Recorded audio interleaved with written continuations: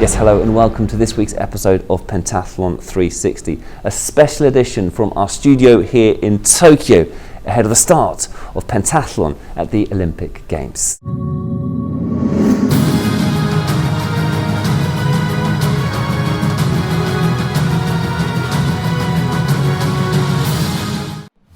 We start this week's show with a look back over 2021 on what's already been a dramatic year of modern pentathlon action. She's absolutely smashed it today, and Kate French of Great Britain takes gold here in Budapest. It's going to be really close on the line this. Who's going to make it? Strelskos is running out of steam, but takes gold in Hungary. But Marie Orteza is just too good. It's gold for Marie Orteza, gold for France. It is Wung Tai-Chun who takes gold. One length to the race. Robert Kaza takes silver, and she takes gold here in Bulgaria in phenomenal style, starting in 5th place. But who's going to get 2nd place? It's Francesca Summers, making it look easy in the end.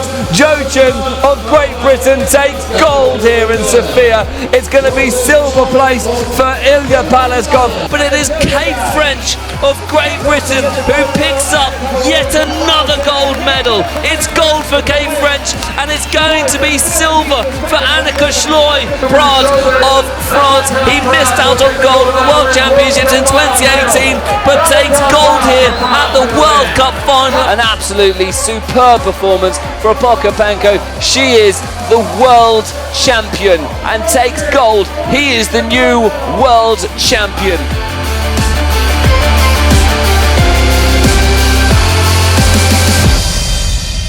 So pentathlon at the Olympics is finally getting underway, with the fencing ranking round starting things off, followed of course by the swimming, the riding and the laser run. The Olympic champions will be crowned in both the men's and the women's events. Now Michelle Guyas has taken the world of pentathlon by storm this year, entering the competition now as one of the favourites. This is of course her first Olympic Games. She's still very young, still competing in fact in junior competitions over the course of 2021. We've been hearing from Michelle about how she's feeling ahead of the Olympic Games. I feel honored and privileged to being able to compete in Tokyo 2020. This is a dream of all the young athletes, of course. This is why they work hard every day, and being able to fulfill one of my dreams by competing feels amazing. I'm really excited, of course, because this will be my first Olympic Games. I really had an amazing year and an amazing journey. I even exceeded, of course, everybody's expectations that I will be here on the 5th and 6th of August in the Olympic Games. This is all the thanks to my professional coaches and, of course, the hard work that we invested in together. For example, I've been in a 2.5 weeks high altitude training camp in Switzerland, and of course the aim was to improve even more in all the disciplines and to make sure that I can be in my top form at the Olympic Games. I think we did everything we could during my preparation and to ensure that I can be in my best form at the Olympics, and we will soon see how the execution will work. So I hope I can perform to my best abilities. I'm also hoping for personal best, for example, in swimming and running, and of course we'll see how the outcome will be. And I am really thankful and grateful for my family's support, because without their cheering and support, this season would have been much more difficult and tougher. We had a lot of competitions where I always had to be in top form to ensure that I can be here today where I am. So I couldn't have done it without them.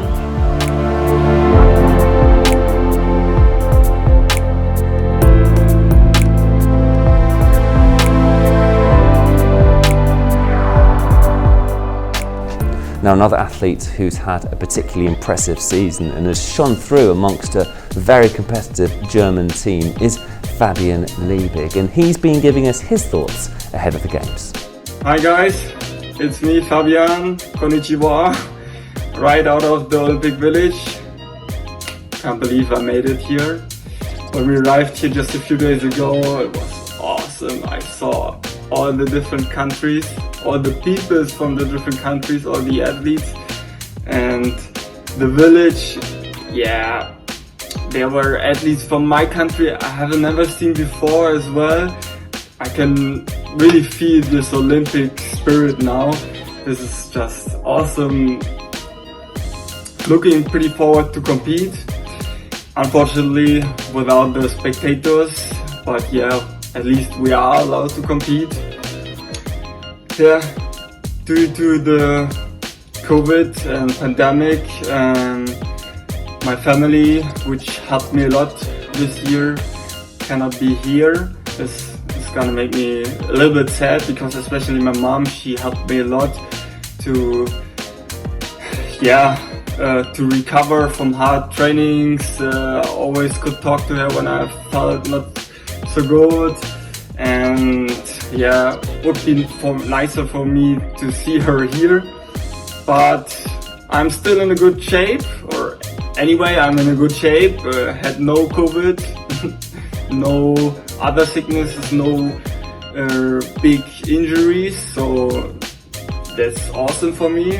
And yeah, I'm happy to present my country here, Germany. Woo!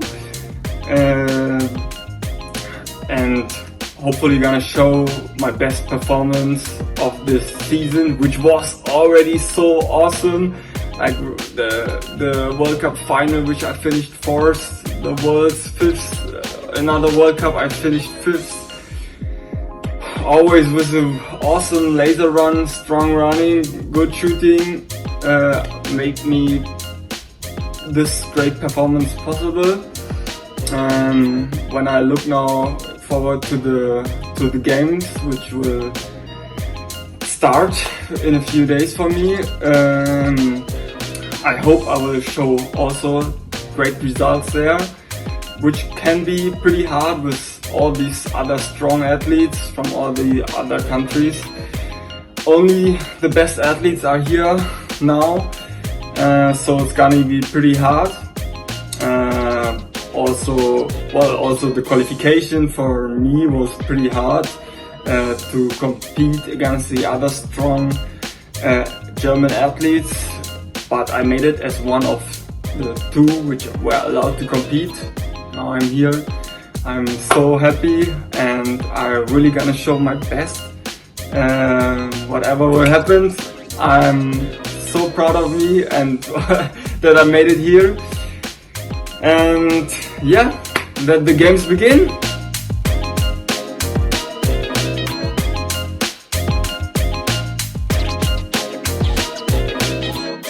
So that's it for this week's edition of Pentathlon 360. The absolute best of luck to all 72 athletes competing at the Tokyo Olympic Games. Stay across all the UIPM social media for updates throughout the Games. Best of luck once again to all the athletes, and we'll see you on the next episode, where we'll hopefully be speaking to some of those medalists from the Olympics. It's bye for now.